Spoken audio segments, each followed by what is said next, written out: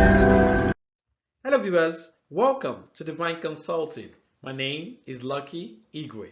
Before I proceed with today's topic, please subscribe to my channel so that you'll be the first to be notified when a new video is released. We'll be looking at Introduction to FedRAMP. The Federal Risk and Authorization Management Program was established to address the security and the reliability of cloud services used by federal government and commercial sector. What is FedRAMP compliance? To ensure federal compliance, cloud service providers must obtain FedRAMP authorization or FedRAMP authority to operate. We'll be looking at the FedRAMP compliance requirements.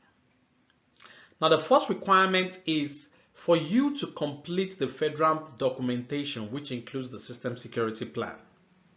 Now, the FedRAMP documentation includes the SSP, the incident response, the contingency plan, amongst others.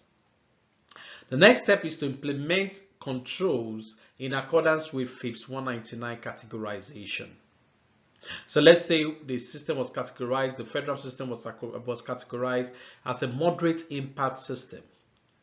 Now the security controls have been selected, so the next step is for you to implement those security controls to ensure adequate security for the system. Now the next step is to have the cloud service offering assessed by a FedRAMP third-party assessment organization. So if you're going through the route of the agency ATO, you can have an independent assessor conduct the assessment. If you're going through the route of the JAB, which is the Joint Authorization Board Provisional ATO, then you have to bring in the 3PAO, which is the third party assessment organization. Now the next step is to remediate your findings. So whatever findings that came out of the assessment, we have to be remediated. Should there be any control that's other than satisfied that failed, or any vulnerability that is identified, we have to be remediated. Now, the next step is to develop the plan of action and milestone. The plan of action and milestone is used to document any identified vulnerabilities and track vulnerabilities to remediation. Now, the next step is to obtain the agency ATO or the JAB, which is the Joint Authorization Board ATO, or Joint Authorization Board Provisional ATO. Then the next step is to conduct your continuous monitoring program.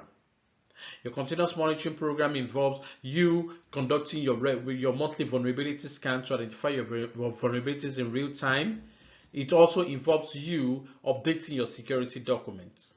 And it also involves the security control assessor reassessing the security control to determine the control effectiveness.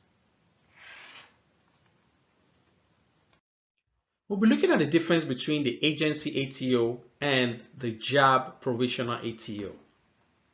The difference really is it's in the scope of the ATO. The agency ATO is an ATO that is issued specifically for that agency. The cloud service offering of the agency cannot be leveraged by other agencies, meaning that the ATO of that agency cannot be leveraged by other agencies due to the difference in the risk appetite of each agency. The JAB provisional ATO, on the other hand, is issued by JAB. The provisional meaning that the risk posture of the cloud service offering has been reviewed and approved by JAB. The JAB provisional ATO can be leveraged by multiple agencies, but each agency will still be responsible for issuing its own agency ATO.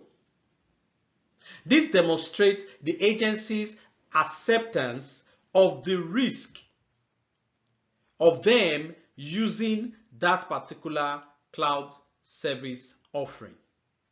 That means the agency is accepting whatever risk that comes along with the cloud service offering that they are leveraging, with the ATO that they are leveraging, with the FedRAMP ATO that they are leveraging. We'll be looking at the process involved in ensuring FedRAMP compliance. The first step is the document step. At the document step, this is where you categorize the system, you select the applicable security control, and you have the security controls selected, you have them implemented. It's the process where the security controls that are selected are implemented. That takes us to the assess step. At the assess step, the independent assessor or the 3PAO comes in to conduct assessment of the cloud service offering. They conduct assessment of the security controls that are implemented to determine if the controls are properly implemented, if they are functioning as intended, and if they are producing the desired outcome. Now, the independent assessor takes a step forward to prepare the security assessment report. That takes us to the authorized step. At the authorized step, the ATO package is put together. The FedRAMP ATO package is put together for review by the authorizing official if you are going through the agency route, or for review by the JAB. And the authorizing official of the JAB reviews the authorization package to determine if a FedRAMP ATO should be approved. That takes us to the monitor step. At the monitor step, this is where you conduct your monthly vulnerability scan based on the agency policy. You conduct your monthly vulnerability scan to identify and remediate your vulnerability in real time. You update your security documents.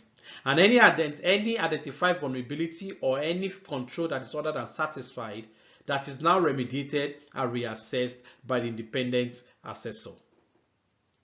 I hope this video has been helpful. Be sure to like my video and subscribe to my channel. Thank you for watching.